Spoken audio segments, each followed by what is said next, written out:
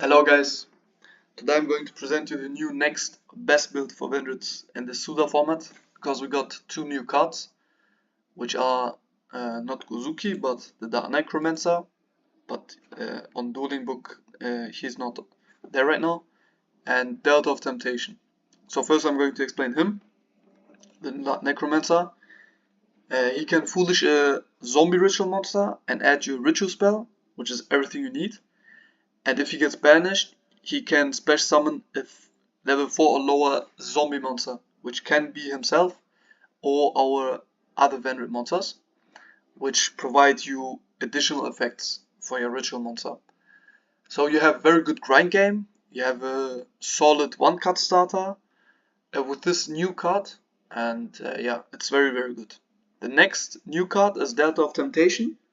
It is a starter as well as a bolt breaker, and it cannot get stopped by Imperm or Effect Veiler like Unizombie did. Like, this is basically Unizombie, but better, because you can use it as a ball breaker as well as a starter, as I said. So what it does is it foolishes a level 5 or higher zombie monster. So if you need a monster, you foolish him. If you need a spell, you foolish Scar. And then you ritual summon this layer, and since there's a zombie monster on the field, then you can just summon a zombie token, and from there on you just have a body and a slayer, and then you just proceed your normal combo, which I'm also going to show afterwards. And why is it a board breaker though? Because of this card, Wandering Titan of Torturous. If it gets foolished, you can send as many cards you want from your field to the graveyard, summon him, and then do the same thing to your opponent. So you send as many cards as you sent from your opponent to the graveyard, and then and he can also not respond with monster effects. So it's very strong. He needs to use Detonator on the field spell if he doesn't respect this card. But since he's probably not going to know the deck or what this does, you'll probably catch him off guard, I would say. But yeah, and that's why you have a new one card starter. You have a new good starter which cannot get interrupted by Veiler or Imperm, as I said, and it's also a board breaker, so it's a power spell. It's everything you want. Same goes for Nadir Servant. It's also kind of a board breaker with Entis, as well as a searcher and a starter. And we can also play this since we're playing like the normal Vendread stuff, so it's not that big of a deal. And for that you also need to play Maximus. For the trap, right now I'm playing Reorigin, but that might change fast, because Daybreak is like a higher impact card, but Reorigin gives you follow-up. So I will have to see what I'm going to do, but I believe I'm going to switch over to Daybreak. Yeah, Daybreak just wipes your opponent field, and it's a very strong card in total. And then you have another power card, power spell. It's just a +1, the pre-prep. So you play 9 power spells, and you play the normal ritual spell count and 12 non-engine in the form of hand traps. You can play Battle Lord, but I think this build does not play into hand traps like very badly. That's why I didn't feel like we have to play him. As I said, Daybreak might find its way into the deck, and Chaos Angel is also like a pretty neat thing you want to have in your extra deck, because Dark Necromancer and Slayer are both 4 and 6, which can make Chaos Angel, and you can therefore chain block the Slayer effect, which is crucial. And that's why we're also playing Blocker. If you really need it to resolve, you go into Blocker instead of the Savior with the Necromancer and Slayer. because you really need it to resolve. But yeah. What also is like a pretty nice thing to do is with the Necromancer and Slayer, or also later the Zolkin you make with the Diviner thing and so on.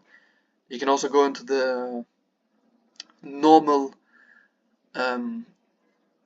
Fiendsmith stuff, into going like the Moon link too.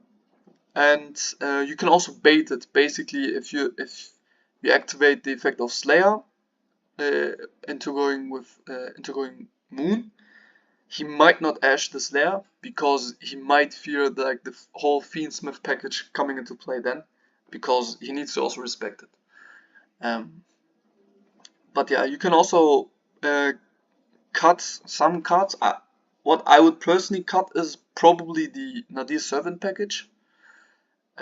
Since the Delta of Temptation is way too good, and you can also after that cut like one Diviner and one Veiler or something, because you already have like 6 starters. With the Diviner you have 7 then if you cut one, and 7 starters should be fine, especially with pre-prep still there. And yeah. You can also play the Fiendsmith package. Right now I cannot afford it, but I will do if it gets reprinted, definitely. And I would also go for it, definitely, because it pushes a lot. Yeah, it does a lot for the deck, and you also have like a lot of flex spots. Like you do not have to play these cards. You have like at least 5 flex spots. Yeah, and this card is very good against Malice because it prevents monster effects in the banishing zones, and therefore they cannot like summon them back. So it's basically an FTK for them. And yeah, the other stuff is like you can play almost whatever you want. You just need the Savior and some other stuff. For example, like the Arclight for the Diviner or Nadir Servant. If you decide to play it, you can also just like cut this completely, and then cut Zolkin, Crucifix, this and this, and then you already have almost your whole Fiendsmith stuff ready to go. And also here the Ferret. So 5 flex spots. But yeah, now I will show you the combos. Alright, so now we will start with the 1-card combo. It's going to be the Dark Necromancer. You search the evolution and dump this there. Then you activate evolution by sending Scar and specialing this. Then you use the Scar effect in graveyard to search the trap. And here, as I said, you can go into Moon, you can go into Barricade Block if you want, if you have like other cards in your hand, or if you want to resolve like, if you also want to have the trap in your hand and on your field as a card. As an interruption, you go into Savior, you activate the Slayer effect in Grave, you search this and Foolish the Hound Rod. Then you activate Savior effects, like either or, take this or this into your hand. Then activate the Hound Rod by pitching a Vendread card. After this you activate this, summon that, and getting a very strong Slayer, which can quick effect banish a special summon monster as well as a spell trap, and he can also boost himself, but that doesn't matter. And also now with this trap you can tribute your monster that has a level from your opponent and gain a token. And yeah, and also what the cool thing is, now with the Wandering Titan in your deck, if he attacks over your Savior, because Savior right now is your follow-up, right? you can just like add Revenus or Evolution the next turn and then continue from there. And but if he wants to get rid of it and wants to punch over it, right, you just foolish your Tartarus, and that by the way is in the damage step or damage calc. And if he gets foolished, you can, as I said, like put other cards. Let's say you put down 2 or 1 Imperm and 1 Field Spell, like the Delta, and then you can basically just send 2 cards from your opponent to the grave, which is insane. So, but yeah, this card, as I said, can also be the board wipe. So you have like a lot of options. Or if you do not go for the Savior, if you go for the Fiendsmith stuff, you can also just imagine like the DDD or Desiree, or what can that be? Yeah, it's like you have like a lot of options what to go into. You can also go into Vampire Sucker and draw 2 cards, because like one you draw with Hound Horde and the other one you can draw with the Trap, which grants you a token, and then you summon from the graveyard with Scar. So that's basically a draw 2. And yeah, you have like a lot of options, as I said. And yeah, that was it, guys. I hope you enjoyed it. Let me know down below if you have like any suggestions what to play, or if I missed like a tech card or something. But I believe this is the best way to play Vendread post SUDA, and I'll see you guys soon.